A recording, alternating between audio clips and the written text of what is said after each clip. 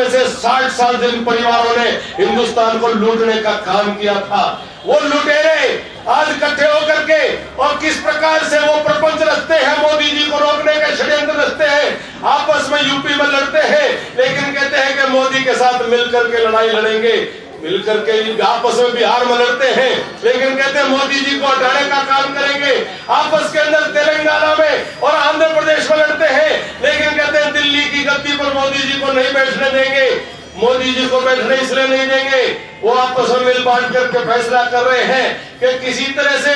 Jail जाने से कैसे बचा जाए, किसी तरह से जान से कैसे बचा जाए, किसी तरह से देश को फिर लूटने की योजना कैसे बढ़ाई जाए। उनका केवल मात्र एक उद्देश्य है। साथियों, आप और हम सब केवल नरेंद्र मोदी जी के सिपाही नहीं, हम भारतीय जनता पार्टी के कार्यकर्ता नहीं, हम भारत माता के सिपाही बन करके जो काम हमारे सैनिकों सीमाओं के ऊपर कर रहे हैं, अब तो सीमाओं को पार करके भी कर रहे हैं, काम हमको अपने देश के अंदर करना है कि देश की गद्दी पर कोई देश का दुश्मन आकर के ना बैठ जाए, देश की गद्दी पर कोई देश को कमजोर करने वाले लोग ना बैठ जाए। इस देश को मजबूर सरकार, जिसको ब्लैकमेल करने का काम कोई भी करता रहे, कोई मजबूर सरकार इस देश पर ना बैठ जाए। इस देश को मजबूत सरकार चाहिए, मजबूत नेता चाहिए। इस दिन आपके सामने है, मेरा अंदाजा है कि एक हफ्ते में आचार संहिता लग जाएगी। मेरा अंदाजा है कि हरियाणा के अंदर 10, 15, 20 अप्रैल तक हरियाणा के चुनाव हो जाएंगे। कुल मिला के आपके 45 दिन चाहिए,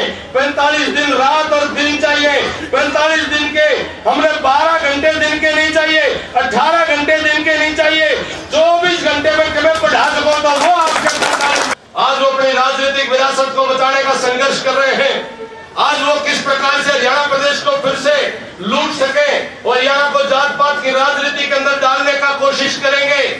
ऐसे लोग जिनका अपना खुद का कोई भविष्य नहीं है, जिनका अपना कुनबा एक नहीं है, जिनकी अपनी पार्टी एक नहीं है, ऐसे लोग जो अपना खुद का कुनबा नहीं संभाल सकते, वो हरियाणा को क्या संभालेंगे, हिंदुस्तान को क्या संभालेंगे। इस बातों को ध्यान में रख करके, और ये नानों हल्का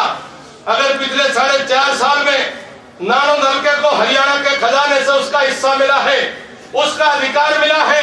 तो आपका भी फर्ज बनता है कि अगर आपको आपका हिस्सा और आपका अधिकार पूरा मिला है, आपका भी फर्ज बनता है कि जितना घी डाला था, जितना गुड़ डाला था, आप भी उतना मीठा करके मोदी जी ने जता देने का काम कर राक्षसा गिला समझौता करा दिया। जब तो नुके के पार्टी छोटी थी, रीप के कर लिया, तो खुद राक्षस बन गया, रीप के कर लिया। वह मारे पूजनीय है, मारे वंदनीय है, मारे बड़े हैं, हम तो पाया खिलाओगे, पर न्यू तो नाश भी नहीं करना चाहिए। बेमेल है,